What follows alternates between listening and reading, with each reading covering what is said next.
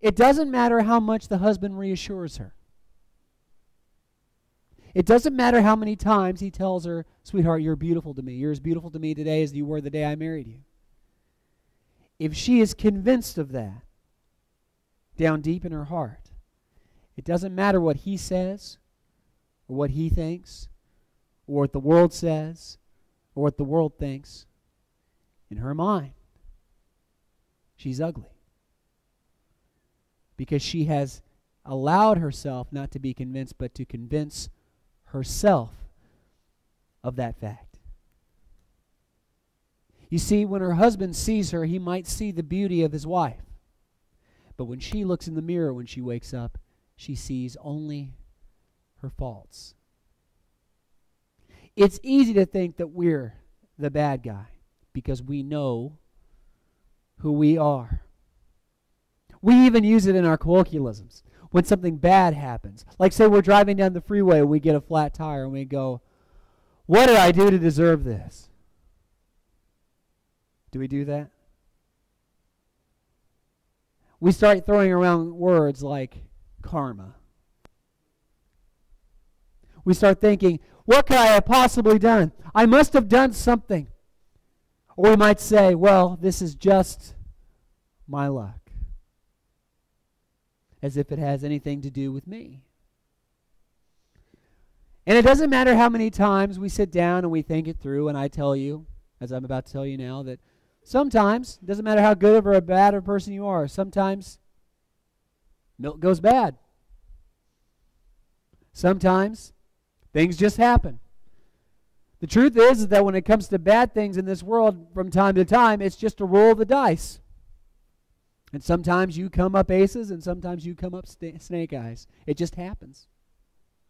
Jesus will phrase it elsewhere. He'll say that the Lord causes the rain to fall on both the righteous and the unrighteous. That probability does exist.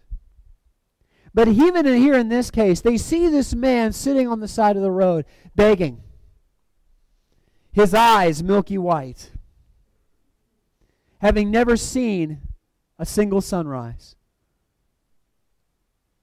They look at him and they think, look at how pitiful, look at how broken, look at how worthless this man is. Man, he must have done something really, really bad. And it's even to the point to where if they can't think of anything that he did wrong, they even go back a generation. They say, well, even if he didn't do anything wrong, at least maybe his parents did something wrong. Maybe his mom did some really big sin while she was pregnant with him, and the runoff caught on her baby. That's essentially what they're saying. Well, we know better. But the problem is not what we know, but what we know. You see, you can know something intellectually. For instance, using the analogy of the husband and wife, the wife can know intellectually that her husband finds her attractive, but if she doesn't know in her heart that she's attractive, does she feel attractive? We know the answer to that. That's why we have to be careful with our wives' self-esteem, right, man? You seen that Geico commercial?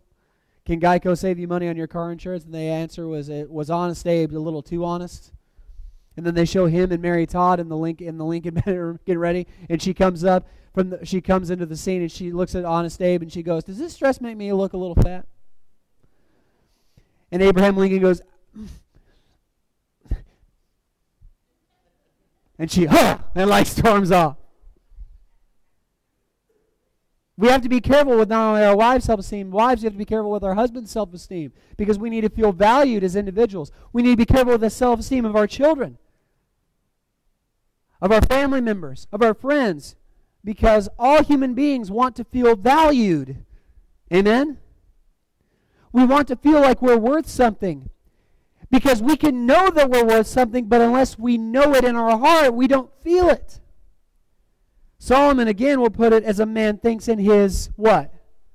Heart, so is he.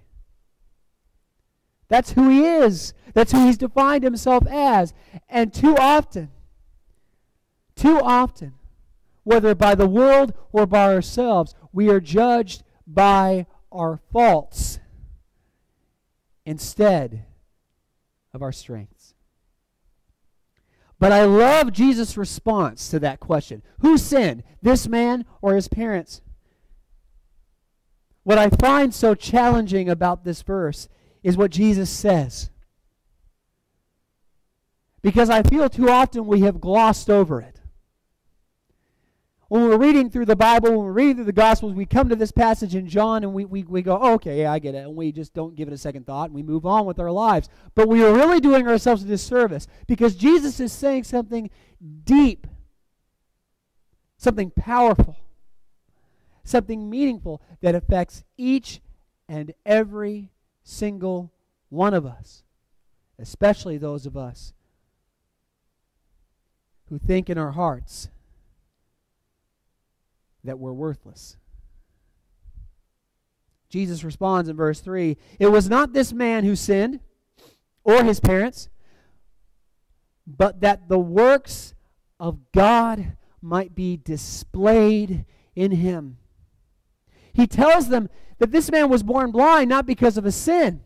God chose to make this man blind. Not because he was the bad guy, not because he was a worthless sinner, not because he didn't have any real value, but because he knew from the moment of this man's conception that he was going to use this blind man to display his glory.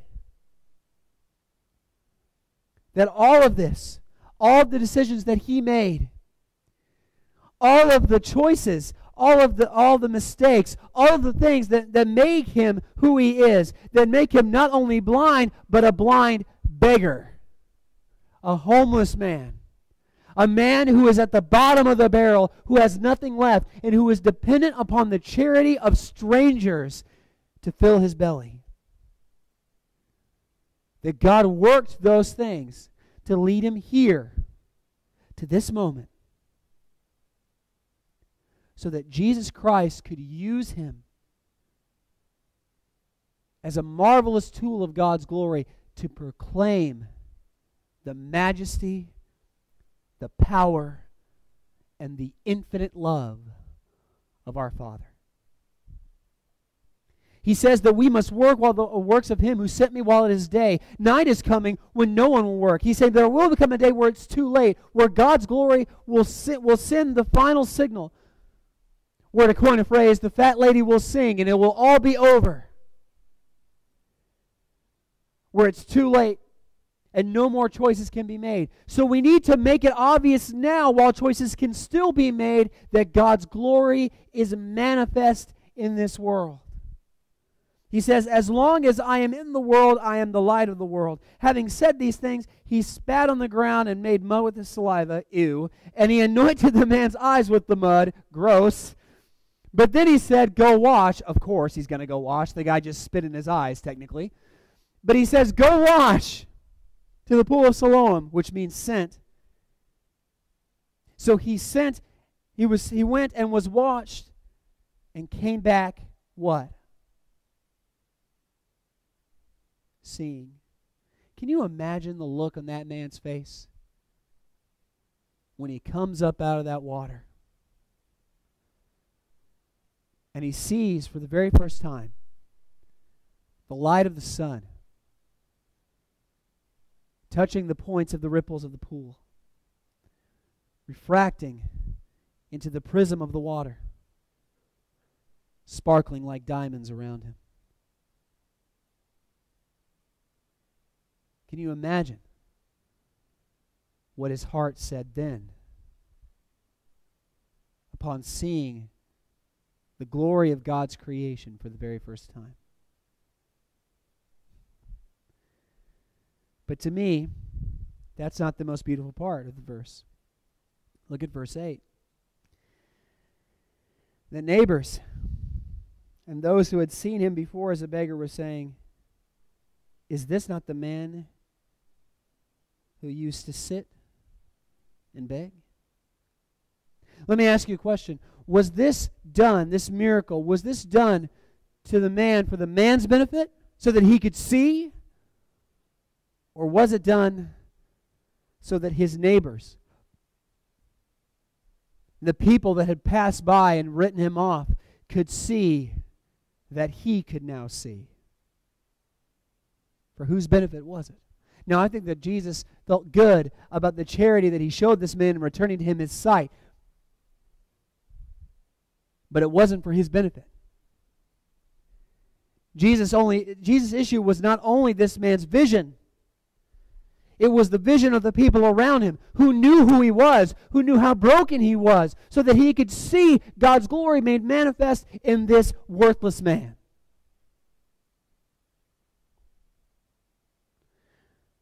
Brothers and sisters, let me ask you, how often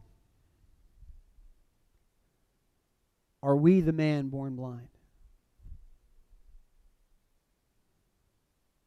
How often do we find ourselves on the street corner feeling worthless,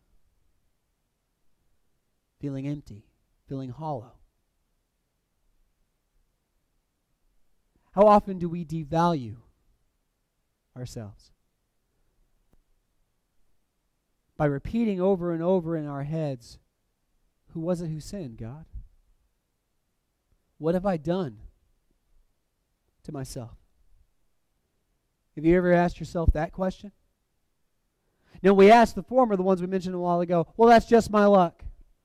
Or what did I do to deserve this? We ask that kind of comically, sarcastically, right? But have you ever had the very real moment where you lie in bed awake at night and you stare unblinking up at the ceiling and you think to yourself, what have I done? What have I done with myself? Who am I? How can I be so foolish? How can I be so stupid that I would waste the opportunities that God has given me? Have you ever put the sarcasm aside and realized that you're the man sitting on the street corner begging, the man born blind? It's easy to feel devalued. It's easy to make ourselves feel that way. Why? Because much like this bread, we realize that we're broken. Are we broken? We know a certain way we should live. We know a certain standard we should hold ourselves to. We know what our mistakes are even before we make them. We know at times, though I think we all try to be generally good people, we all know at times that we're selfish, we're cruel, we're ignorant. We know that from time to time, we're the bad guy with the capacity to do nothing except hurt ourselves and others. And when we realize these things, it creates such a longing, such an emptiness in us, that we realize that we are pulled apart like bread and that we're broken.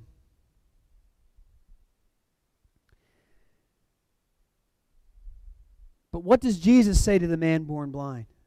What does he say to this broken individual? What does he say to these people surrounding him who believe that he's worthless? Look at this sinner. Look at how horrible his sin must have been. Look at his punishment from God. What does he say to them? He says, he's not worthless. He's broken, but he's not worthless. Because God uses only broken tools. Think about it. What type of tools has the kingdom of God been built with? Tools that almost never function the way that they're supposed to. You would think that God, the maker of all things, the man who said, "Let there be light," and there was light, that guy, if he was deciding to build a kingdom, he would use fully functioning tools. He would use the best tools, tools that never fail, tools that are always reliable, but he doesn't do that. He uses a people who keep making the same mistakes over and over and over and over again. Do you remember what Einstein said the definition of insanity is? Doing the same things over and over again, expecting what? Different results. By that standard, God is crazy. He's off his nut. Why? Because we keep making the same mistakes and he keeps using us. Why? Because God is a God of broken things. There is a spot down deep at the center of his heart that exudes nothing but love for broken things. Are we broken? Yes, we are. But that's okay. Because God uses broken things. I saw a bumper sticker once that said, "It's not that I'm perfect. It's that I serve a God who is." The only difference, as we talked about in our men's class a little while ago on Wednesday nights, the only difference between a Christian and a non-Christian is not much. It's a pretty short list. We're both slaves to sin in a lot of ways. We both struggle. We're both addicted to our sin. We can both be selfish, cruel, uncaring. The only difference is that the Christian has been forgiven of those sins and the non-Christian hasn't been. That's it. So we should avoid getting up on the high horse and raising ourselves on the pedestal. We should keep reminding ourselves that yes, we are broken. Yes, sometimes I am the man who was born blind. Yes, sometimes I am the one who feels worthless, who feels hollow, who feels empty. But that's okay, because it's when I feel hollow, when I feel empty, when I feel fundamentally broken, that God can use me for his glory. Amen? I want to share the words of two songs this morning with you. The first is a song that you have probably no doubt heard on the radio recently. It's quite popular right now. They play it a lot. In fact, the other day I think while we were running around, I think I heard it on the radio 3 separate times in the course of about 2 hours. Pretty popular. It's by an artist named Ed Sheeran, and it's called The A-Team, and it's about a young woman who has resorted to selling herself just to get by and to feed her addiction. And it's a beautiful song, but it's one of the saddest things I've ever heard. The first verse goes, "White lips, pale face, breathing in snowflakes, burnt lungs, sour taste. Lights gone, days end, struggling to pay rent, long nights, strange men. And they say that she's in the Class A team, stuck in her daydream, been this way since 18. But lately her face seems slowly sinking, wasting, crumbling like pastries, and they scream, the worst things in life come free to us. Of course, because we're just under the upper hand. We go mad for a couple grams. She don't want to go outside tonight. And in a pipe she flies to the motherland, or sells love to another man. It's too cold outside for angels to fly. It's a song that invokes the real heart of the devaluing of human life that we face each and every day. The devaluing that we ourselves do, where we convince ourselves that we're nothing. We look at the fact that we're broken and we see nothing but our uselessness. But we forget that our broken nature, the fact that we are broken, doesn't mean that we're worthless, doesn't mean that we're useless. In fact, it means specifically the opposite, that we are ready to be used by God. The second song is a song by Ken Young, who used to be the director of Hallel Music Group. And it's a beautiful song. I tried to find all the lyrics, but it's quite old, and I just couldn't find all of them. So I'm forced to share with you just what I remember of the song. But it's called Broken Things. And it starts off by singing the words of a farmer. He says, I remember the days of the sun on the land,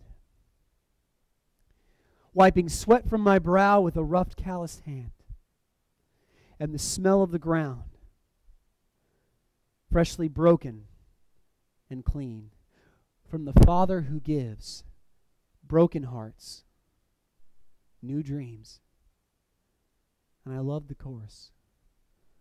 O Lord, who uses broken things, who through broken clouds gives a sweet, sweet rain, who gives us bread from broken grain.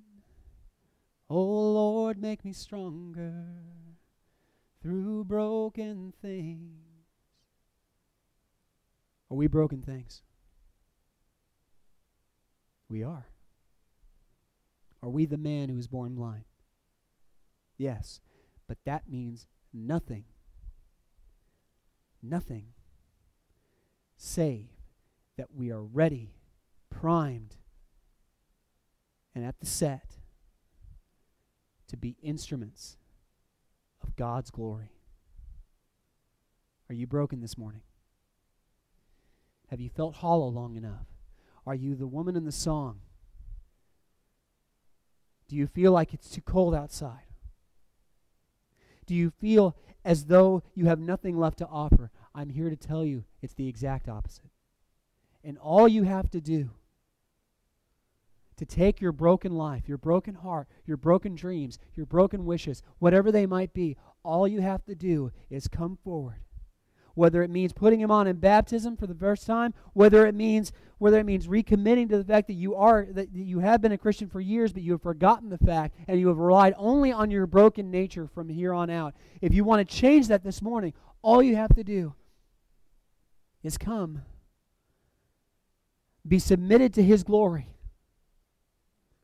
And God will work through you. And your neighbors will say, wait a second.